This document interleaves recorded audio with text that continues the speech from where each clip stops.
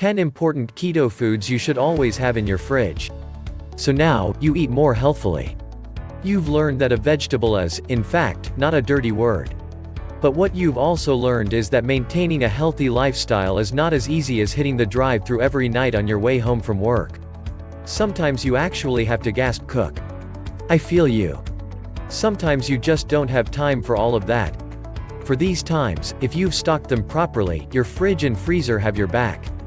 If you keep these items, I guarantee you can have a great keto meal on the table in 30 minutes or less. Can pizza delivery do that? Fridge. 1. Eggs.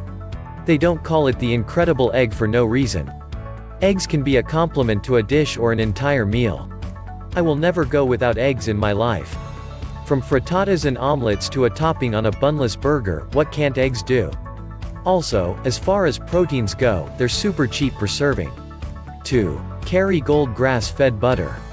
Listen, guys, everything is better with butter.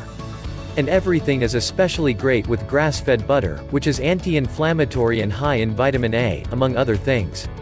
There are a few brands that sell grass-fed butter, but Kerrygold is the one I rely on. Adding butter to steamed or sautéed veggie, or dropping it into a sauce to make it more unctuous helps you get that extra dose of good fat to keep your diet ketogenic. 3. Better than bouillon. In a perfect world, I would always have homemade bone broth on hand. But this is not a perfect world, this is real life, and besides, sometimes you don't need a bunch of liquid. Better than bouillon is a stock concentrate that you add to water to make stock, and it comes in different flavor varieties. I usually have chicken and beef on hand. Sipping a cup of stock broth is a great way to keep your electrolytes up as you stave off keto flu, and super comforting. Electrolytes aside, as a bonus, a small amount of this paste added to dishes adds a wallop of flavor, and for that reason, it is a fixture in many of my recipes, such as my Parmesan mashed potatoes. 4. Miracle noodles. For those who are missing noodles in any form and for whom veggie noodles are just not cutting it, let me introduce you to Miracle Noodles, a zero-carb alternative to pasta.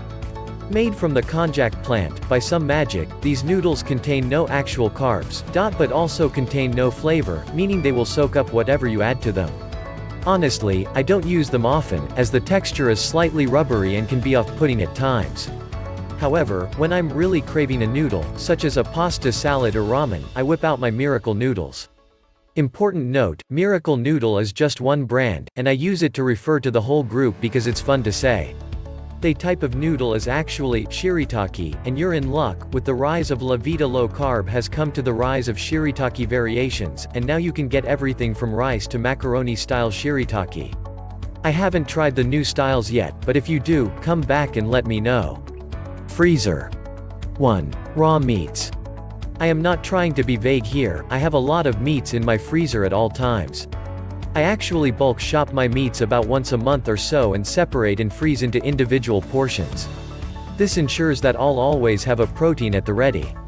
And when it comes to meats, I don't discriminate. My freezer, at any time, will always have bone-in and boneless chicken thighs, ground beef, ground pork, Italian sausage, pork chops, and shrimp. I feel that there is no craving I can't hit with these in my arsenal. In addition, if I see something on sale at the grocery store, I'll buy that and freeze it too. For example, once I saw grass-fed ribeye steaks on sale for $5 per lb.